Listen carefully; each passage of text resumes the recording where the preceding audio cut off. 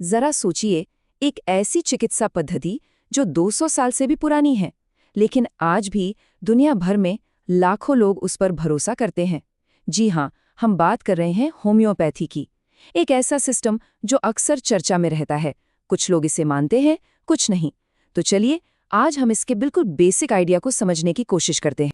तो सवाल यही उठता है कि 1796 में शुरू हुई ये प्रणाली आज के मॉडर्न साइंस के ज़माने में भी इतनी रेलेवेंट कैसे है?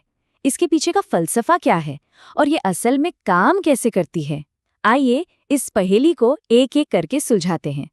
सबसे पहली और सबसे ज़रूरी बात, होम्योपैथी सिर्फ बीमारी के सिम्टम्स यानी लक्षणों पर फोकस नहीं करती। नहीं, इसका नज़रिया इससे कहीं ज़्यादा बड़ा है, जिसे हम समग्र या होलिस्टिक कहते हैं।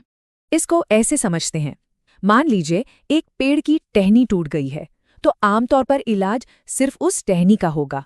लेकिन सोर्स के मुताबिक होम्योपैथी पूरे पेड़ को देखती है।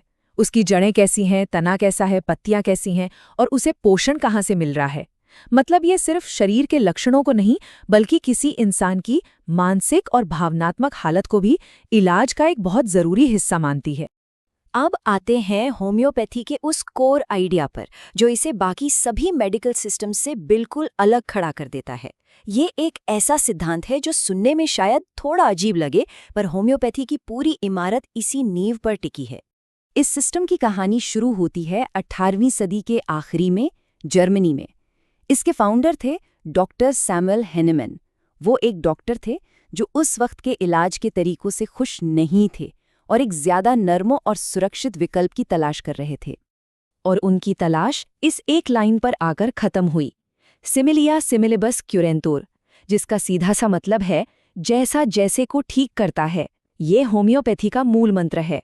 इसका मतलब ये है कि कोई चीज़ जो एक हेल्दी इंसान में कुछ लक्षण पैदा करती है, वही चीज़ बहुत ही छोटी मात्रा में उन्हीं लक्षणों से जूझ रहे बीमार इंसान की बॉडी की हीलिंग पावर को जगा सकती है। छोटा सा उदाहरण, जैसे प्याज काटने से आंखों से पानी आता है, नाक बहती है ना?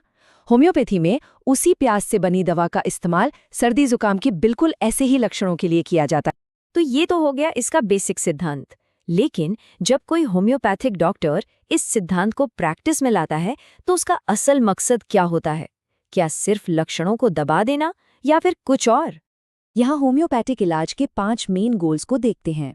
ये सिर्फ दवा देना नहीं, बल्कि एक पूरा प्रोसेस है। देखिए, पहले 2 पॉइंट्स, बॉडी की अपनी ताकत को जगाना और बीमारी की जड़ तक पहुंचना, ये साफ करते हैं कि मकसद सिम्टम्स को दबाना नहीं है।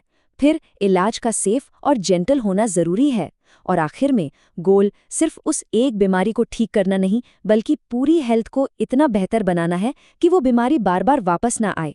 ठीक है, सिद्धांत और मकसद तो समझ आ गए, पर असल जिंदगी में सोर्स के हिसाब से होम्योपैथी का इस्तेमाल किन किन हेल्थ प्रॉब्लम्स के लिए होता है? मतलब इसका दायरा कितना बड़ा है? सोर्स बताते हैं कि इसका दायरा काफ़ी फैला हुआ है। ये दोनों तरह की दिक्कतों में काम आती है। एक तरफ है अक्यूट बीमारियां, मतलब जो अचानक होती हैं, जैसे बुखार या खांसी, जो कुछ दिन रहती हैं और चली जाती हैं। और दूसरी तरफ है क्रॉनिक, यानी पुरानी बीमारियां, जैसे गठिया या कोई एलर्जी, जो सालों साल चलती रहती हैं।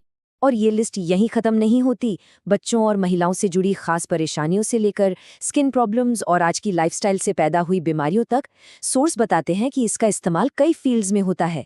यहाँ तक कि दिमागी तनाव से होने वाली शारीरिक दिक्कतों और ओवरऑल हेल्थ को अच्छा बनाए रखने में भी इसकी भूमिका मानी जाती है।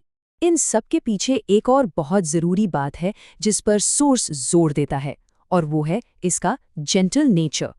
होम्योपैथी को न्यूनतम साइड इफ़ेक्ट्स वाली चिकित्सा प्रणाली माना जाता है, और शायद यही इसकी पॉपुलैरिटी की एक बड़ी वजह है।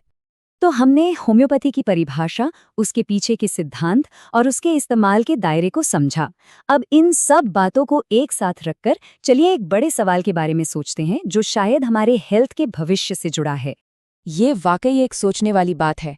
आज की भागदौड़ भरी जिंदगी में, जहां इलाज अक्सर टुकड़ों में बटा होता है, क्या ये समग्र नजरिया, यानी किसी इंसान को उसके शरीर, मन और भावनाओं को एक इकाई मानकर इलाज करने का विचार, आने वाले समय में हेल्थ केयर की दिशा बदल सकता है? ये एक ऐसा सवाल है जो हमें सोचने पर मजबूर करता है।